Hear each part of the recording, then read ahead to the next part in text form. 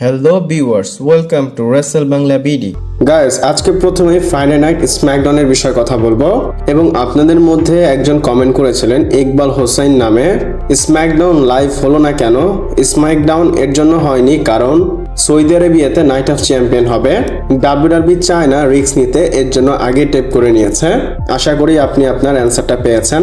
আমি আপনাদের বলবো স্ম্যাকডাউনে কি কি হয়েছে আর স্ক্রিনে দেখিয়ে দিব যে কয়টা ক্লিপ আমি পেয়েছি, এবং স্ম্যাকডাউনের রিভিউটা আপনারা অডিও ভার্সন হিসাবে দেখবেন কারণ এখানে লিস্ট করা আছে কি কি হয়েছে। প্রথমেই বলি স্ম্যাকডাউন নাইট অফ চ্যাম্পিয়নের গো হোম শো হবে, এটা 26 তারিখে মানে কালকে হওয়ার কথা। তো স্ম্যাকডাউনের শো এর স্টার্ট করবে ট্রিক উইলিয়ামস। আপনারা জানেন এর ম্যাচ হবে মানে ট্রিক উইলিয়ামের ম্যাচ হবে রিকি সেন্টের সাথে, এর জন্য সে প্রথমে শোটাকে ওপেন করেছে বা ওপেন করবে। ট্রিক উইলিয়াম কিন্তু নাইট অফ চ্যাম্পিয়নে তার টাইটেলটা ডিফেন্ড করবে রিকি সেন্টের এগেনস্টে, আর ট্রিক উইলিয়ামকে এসে রিকি সেন্ট চ্যালেঞ্জ করবে এবং আপনারা ট্রিক উইলিয়াম এবং রিকি সেন্টের মধ্যে একটা প্রোমো ব্যাটেল দেখতে পারবেন। তারপর রে ফিনিক্সের ম্যাচ হবে নিথান ফ্রেজারের সাথে এবং ম্যাচটা হবে ট্রিপল এ ক্রুজওয়েট চ্যাম্পিয়নশিপের জন্য। রে ফিনিক্স তার ট্রিপল এ ক্রুজওয়েট চ্যাম্পিয়নটা ডিফেন্ড করবে নিথান ফ্রেজারের এগেনস্টে এবং রে ফিনিক্স এখানে বিট করবে নিথান ফ্রেজারকে এবং সাকসেসফুলি তার ট্রিপল এ ক্রুজওয়েট চ্যাম্পিয়নশিপটা রিটার্ন করে নেবে। এরপর নেক্সট ওয়ার রেডার্স ব্যাক স্টেজে আরতুত এবং ডেমিয়ান পিসকে ডাব্লিউডাব্লিউই ট্যাগ টিম চ্যাম্পিয়নশিপের জন্য চ্যালেঞ্জ করবে। এদের ম্যাচটা স্ম্যাকডাউনে হবে কিনা বা হয়েছে কিনা জানি না, কিন্তু তারা স্ম্যাকডাউনে চ্যালেঞ্জ করেছে। এরপর মেজর একটা সেগমেন্ট হয় যেখানে টামা টঙ্গা এবং টালা টঙ্গা অফিসিয়ালি সোলো সেভিয়া থেকে চলে যায় এবং রিজন দেয়, মানে তারা যখন চলে যায় তখন বলে যে তুমি ব্লাড লাইন বিজনেসে আবার গিয়েছো, আমরা চাই না ব্লাড লাইন বিজনেসে ইনভলভ হতে, তুমি তোমার মতো বিজি থাকো। এবং এমএফটি থেকে টালা টঙ্গা এবং টামা টঙ্গা বের হয়ে যায়। এখন আমরা বলতে পারি সোলো সিকোয়া একা হয়ে গিয়েছে। সোলো সিকোয়া এখন আর গ্রুপ সিকোয়া না, সে অ্যাকচুয়ালি সোলো সিকোয়া। টামা টঙ্গা এবং টালা টঙ্গাকে স্প্লিট করে ডাব্লিউডাব্লিউই ভালো করেছে। এখানে আমরা একটা মেসেজ পেয়েছি, সোলো সিকোয়া ডাইরেক্টলি রোমান রেইন্স এবং ব্লাড লাইন বিজনেসে ইনভলভ হবে। আমি পার্সোনালি চাইতাম না এমএফটি যারা আছে তারা ইনভলভ হোক রোমান রেইন্সের ব্লাড লাইনে, কারণ টালা টঙ্গা এবং টামা টঙ্গাকে আমার অত একটা মেজর সুপারস্টার মনে হয় না। মানে আমি এখানে অসম্মান করতেছি না, মানে এত বড় একটা ম্যাসিভ স্টোরিতে তারা ফিট বসবে না, এটা বোঝাতে চেয়েছি। এরপরে সোলো সিকা এবং অ্যালি নাইট দুজনই রিং এর মধ্যে থাকে এবং তাদের মধ্যে একটা হিটেড কনফ্রন্টেশন হবে এবং ডেফিনেটলি অ্যালি নাইট এখানে কোয়েশ্চেন করবে সোলো সিকাকে যে তুমি কেন জিমিউসোকে অ্যাটাক করেছিলা বা আমাকে হেল্প করেছিলা। তো আপনারা সোলো সিকা এবং অ্যালি নাইটের একটা রিং কনফ্রন্টেশন বা একটা সেগমেন্ট দেখতে পারবেন। এরপর পেজের ম্যাচ হবে জেসি জেনের সাথে এবং জেসি জেনকে পেজ বিট করবে। তারপর ডানহাজন এবং ম্যাট কার্ডোনা ফেস করবে লস গার্জাসকে এবং এখানে ইন্টারেস্টিং বিষয় হচ্ছে এই ম্যাচে অ্যাসিস্ট করবে মিজ এবং কিট উইলসন। এরা যে ভিক্টরি পেয়েছে অবভিয়াসলি এটা ডানহাজনের ক্যারিশমা বা তার জাদু। ডানহাজনের এইটা একটা ফান ম্যাচ হবে, আপনারা যারা ডানহাজনকে পছন্দ করেন বা ফান ম্যাচ দেখতে পছন্দ করেন এটা দেখতে পারেন। এরপর জেড কার্গেলের ম্যাচ হবে চ্যালসি গ্রিনের সাথে এবং জেড কার্গেল এই ম্যাচে ভিক্টরি পাবে। তারপরে জুলিয়ার ম্যাচ হবে কিয়ানা জেমসের সাথে এবং এই ম্যাচে জুলিয়া ভিক্টরি পাবে, কিন্তু তাকে অ্যাটাক করবে ব্লেক মনরে এবং ফাইনালি তার ডেবিউ হয়েছে স্ম্যাকডাউনে। আপনারা স্ম্যাকডাউনে তার ডেবিউ দেখতে পারবেন এবং তাকে যে ডাব্লিউডাব্লিউই নিয়ে আসবে মে মাস থেকে হাইপ করতেছিল। ডাব্লিউডাব্লিউই তার অনেক প্রোমো প্যাকেজ আমাদের স্ম্যাকডাউনের মাঝে মাঝে দেখিয়েছে। ফাইনালি ইউকে এর লন্ডন থেকে যে এপিসোডটা হয়েছে বা হবে মানে টিভিতে যেটা হবে সেখানে সে অ্যাপিয়ার হবে বা তার ডেবিউ হবে। পার্সোনালি ব্লেক মনরো যে ডেবিউ করেছে এটার জন্য আমি হ্যাপি, আশা করি তাকে ভালো মতো বুক করবে। এরপরে স্ম্যাকডাউনের ফাইনাল সেগমেন্ট হয় যেখানে Cody Rhodes, Gunther, Sami Zayn, Obafemi এরা সবাই একসাথে সেম রিং এ থাকে এবং এদের একটা ম্যাসিভ ব্রলের কারণে শোটা শেষ হয়ে যায়, মানে ম্যাসিভ ব্রল দিয়ে ডাব্লিউডাব্লিউই শো শেষ করে।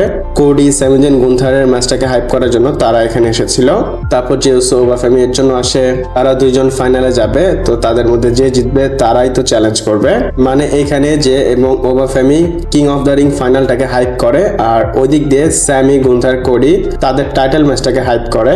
সবাই এই টাইটেল সিনের সাথে রিলেটেড, এর জন্য সবাইকে একসাথে ডাব্লিউডাব্লিউই ফাইনালে বা মেইন ইভেন্টে বুক করেছে। লাস্টে গিয়ে কিন্তু কোডি রোডসের সাথে ওবাফেমির ফেস অফ হয় এবং দেখে মনে হচ্ছে ওবাফেমি যদি জিতে যায় সে কোডিকেও পিক করতে পারে। এটা নেসেসারি না সে রোমানকেই পিক করবে। কোডি এবং ওবাফেমির ফেস অফ হওয়ার পর শোটা শেষ হয়ে যায়, তারপর একটা ডার্ক ম্যাচ হয় Oba Femi and Seth Rollins versus ফিশনের মধ্যে। আর এই ম্যাচে জিতে যায় Oba Femi and Seth Rollins. Oba Femi অসিন থিরিকে পিন করে এবং তারা ভিক্টরি পায়। ম্যাচটা শেষ হওয়ার পর স্যাথ রলিন্স ওবাফেমির যে থিম সং, ওবাফেমির যে স্ট্রাক সেটা সে করে। ওবাফেমি যেভাবে ইন্টারেস্ট নেয় সেভাবে রিং এর মধ্যে ঘুরে স্যাথ রলিন্স।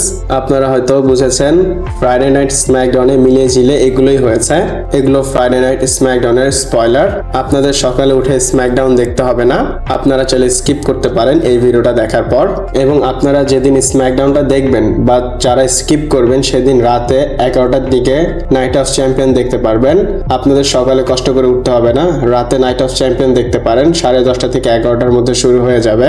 WWE কিন্তু সব টেপ করে নিয়েছে main live show night of champion, তো মিস করবেন না। 10:30 11টার মধ্যে শুরু হয়ে যাবে। আপনারা প্রথম আওয়ারটা ESPN এ দেখতে পারবেন, আর বাকি যে আওয়ারগুলো হবে সেটা নেটফ্লিক্সে হবে। আপনাদের এই স্ম্যাকডাউনের স্পয়লার কেমন লেগেছে আমাকে অবশ্যই কমেন্ট করে জানাবেন। আর হ্যাঁ, আপনারা বেশি বেশি কমেন্ট করবেন আমার ভিডিওতে। এরপর নেক্সট অ্যান্ড ফাইনাল স্টোরি বলবো সোলো সিকার বিষয়। সোলো সিকা জিমি উসোকে অ্যাটাক করেছে আপনারা সবাই জানেন, কিন্তু এটা বুঝতেছি না সোলো সিকা কেন মরার জন্য যাচ্ছে, মানে বাঘের সামনে তার মাথা রাখতেছে। সোলো সিকা বলেছিল রোমান আমার ফ্যামিলিকে ডিস্টার্ব করেছে, আমি তার ফ্যামিলিকে ডিস্টার্ব করব। কিন্তু দেখেন সোলো সিকা কিন্তু নিজেই ওই ফ্যামিলির একটা পার্ট।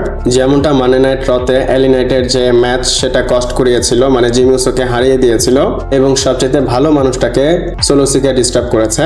জেকা ফাটুকে যদি মারতো বোঝা যেত, জেউসোকে মারলে বোঝা যেত, রোমানের সাথে কিছু করলে বোঝা যেত, কিন্তু জিমি উসো সে তো ভালো একটা মানুষ, সে উল্টা আরো কারোর সাথে মারামারি লাগলে বাঁচায়। আর এগুলো যে WWE বুক করতেছে এটা একটা মেজর ফিউডের দিকে যাবে, সোলো সিকা ভার্সেস রোমান রিন্সের অথবা সোলো সিকা ভার্সেস ব্লাড লাইনের। আর এই যে ঝামেলাটা এটা কিন্তু খুবই তাড়াতাড়ি যে সলভ হবে এমনটা না। WWE সোলো সিকাকে নিয়ে মেজর একটা প্ল্যান করে রেখেছে।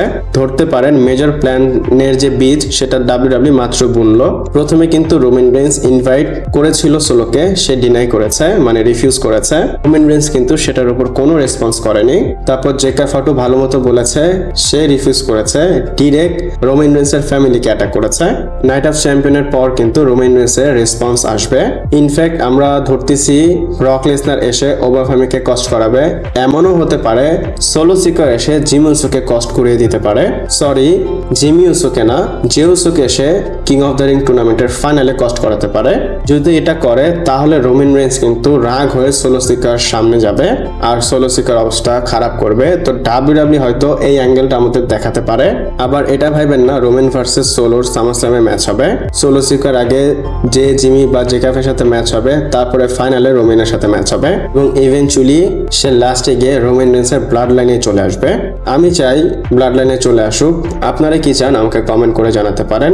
ভিডিওটা এই পর্যন্তই ছিল, ভালো লাগলে লাইক কমেন্ট শেয়ার সাবস্ক্রাইব করে পাশে থাকবেন। পরবর্তী ভিডিওতে আবার দেখা হচ্ছে।